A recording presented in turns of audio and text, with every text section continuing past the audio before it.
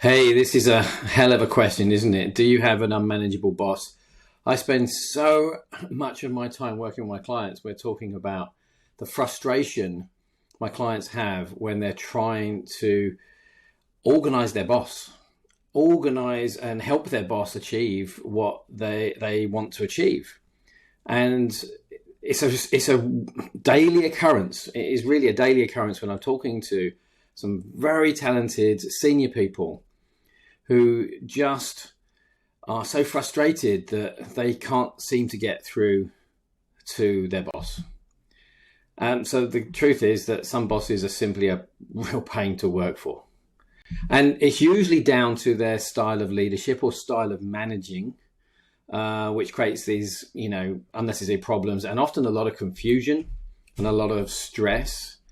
And it's about 80% of people in an organization, if you've got one of these people at the lead, will not enjoy their way of thinking. This is not just a Pareto principle coming out here. This is because of when I'm talking about these extreme bosses, there are just such a pain in the way they think that 80% of people just cannot get on with them. So it damages productivity and results and organization and process. And this is why we've decided to highlight this as a Taboo Wednesday topic. So Taboo Wednesday topics, if you haven't seen them before, are all about the things that everyone knows happens, but no one talks about. And though the vast majority of their team don't like how their boss behaves, nothing is ever said directly to them. And two big reasons for that, very simply. The first one, people are scared for their jobs. And it's often that they just put up with it because they don't need the threat to their role. So what they'll do is they'll hold back.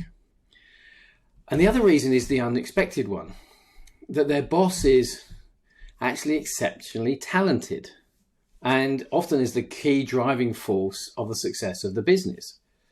So you've got a quandary. You've got somebody who is actually really difficult to work for. And I if I was to betray client confidentialities, I could create a list and I could tell you which companies and what their people will say. And obviously I will never do that. But I have enough of these people just in my memory in terms of in the last 6 months who people I've worked with. They are such a pain to work for. And it's often because they're exceptionally talented and gifted, often highly entrepreneurial, not always, but often highly entrepreneurial. So they think in a certain way, which creates enormous success. And the problem with that is that how do you criticize somebody whom is the person who has created the driving force of the success of the business so far?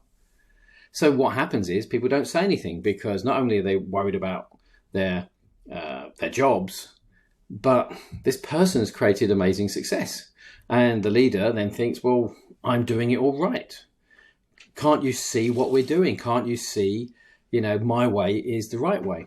So this is one of the massive problems that we have, is because people, how do you tell someone who's so successful that their way of managing and leading is actually not that good, or sometimes even wrong? And this is especially when it happens. This is when it really highlights.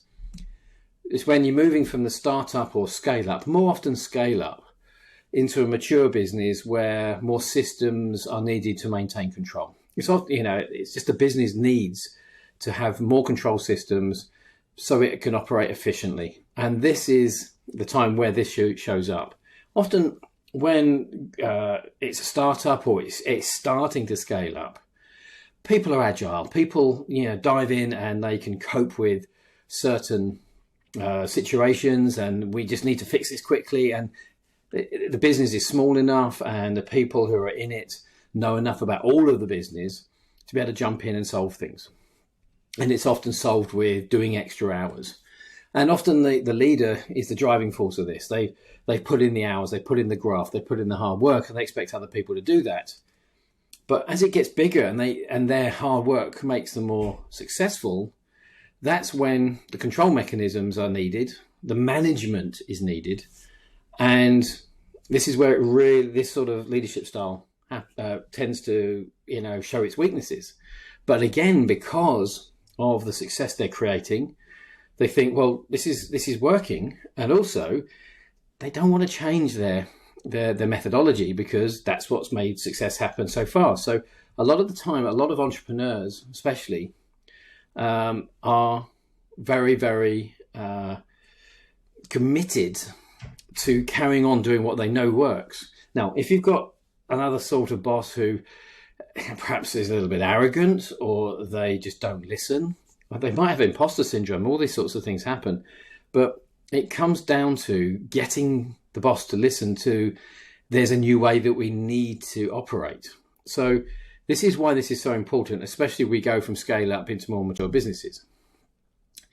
So learning how to manage an unmanageable boss is an extremely valuable skill set. And the reason it's so valuable is because they will rarely change their behavior. The more extreme ones we're talking about, they will rarely change their behavior, or it takes a lot of persuasion. So this is when we spend a lot of time working with our clients about how to make them better influencers. And this is the skill that people frustratingly have to learn.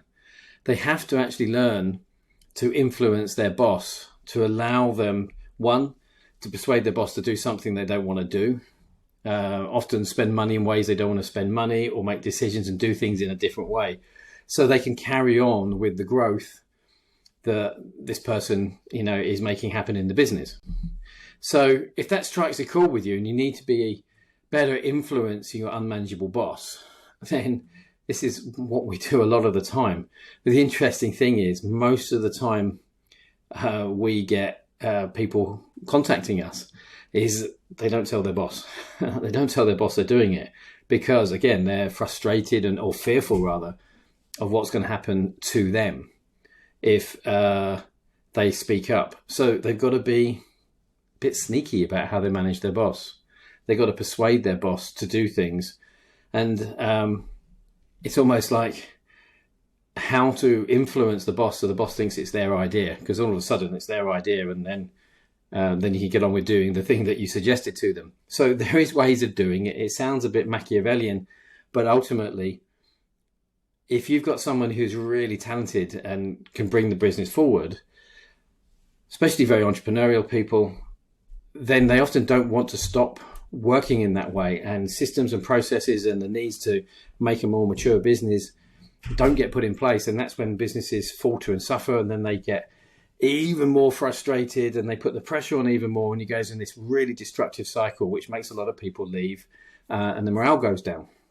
So if you're recognizing this and you think, damn, I don't want to have to do this, but yeah, I can see that I need to be better at managing my unmanageable boss, then, give us a call.